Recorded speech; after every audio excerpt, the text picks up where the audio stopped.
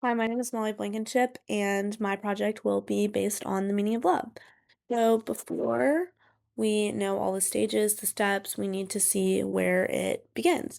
So, it begins in our brain. So, when we're falling in love, chemicals associated with the reward circuit flood our brain.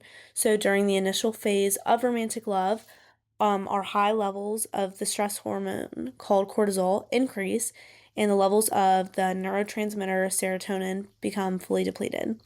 So, in the beginning, when we're love struck, when you see in the movies, catching someone's eyes across the room, like almost when you're like picking something up at the same time and you look at someone and you just have like that, oh my gosh, feeling. So, this is because high levels of dopamine are being released in your brain, and this reward system being created is called euphoria. So, and Scott Edwards, who is a Harvard medical student, saw that this experience is similar to the high off of cocaine or the feeling of alcohol. So, the other chemicals that work during romantic love are also oxytocin and vasopressin, which are normally seen during pregnancy. So, oxytocin is what occurs and it deepens the feelings of attachment and makes is really what makes couples feel extremely close to one another, and this is normally after skin on skin contact. So, falling in love is seen as a reward in our brain. It releases many chemicals in our brains, giving us the true feeling of falling in love, which can even give us physical reactions and giving us euphoria towards someone or something. So, the responses normally seen with these chemical reactions can be seen as racing hearts, sweaty palms, flushed cheeks, passion, and anxiety. So now that we have the basis of what happens on the inside, let's see how these chemicals affect our physical affections towards someone. So this can be seen, oops, let me see if I can move this. Okay, I can.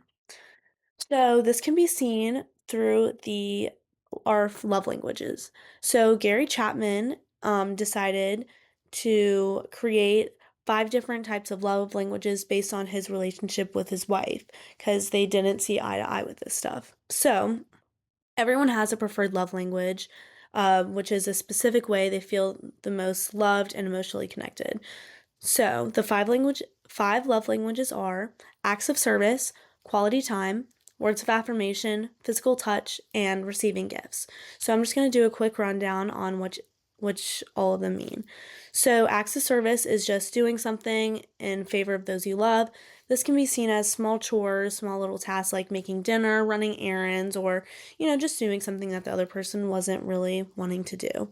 So the second one is quality time. This is undivided attention to one another, such as doing certain activities together or even just having long conversations. And personally, I feel like my love language is quality time.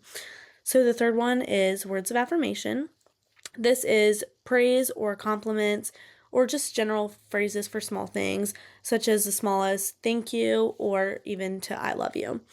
And then you have physical touch, which is showing love through physical closeness.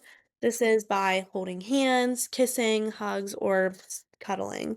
And then finally is receiving gifts, and that just symbolizes your love towards one another. Okay, so knowing the ways we show and express love, we can see beyond the small things that we show when we love someone, but now we're going to see the stages of actually falling into love with someone. Okay. Whoops. Okay, so the stages are, although it is different for everyone, when falling in love with someone, it is noticed in stages. So, euphoria, that is what I talked about in the first slide, seeing someone getting that rush of excitement, and then discovery, which is seeing what you guys have in common, just really getting to know someone. Then you have commitment, which is showing your trust to someone and kind of seeing if they really are the one. And then growth, when this is kind of when you're really falling in love, you guys grow with each other, or that's when you decide that maybe you guys should grow apart. But yeah, those are the main stages. Okay, so looking back at all the slides, these are my sources. Love is seen as an intense feeling, but there is so much that goes into it. Love is discovered through our brain creating a chemical reaction, allowing for the initial euphoria, which we also show love differently based on our personalities through love languages and experience it through all different stages. So, although love is created through science in our brains, it allows for us to feel a deep connection with someone or even something just by starting off with a feeling in our bodies, in our brains. And now noticing and realizing what actually happens next time we can feel ourselves getting flustered when we see someone walk by, there really is a true meaning behind it.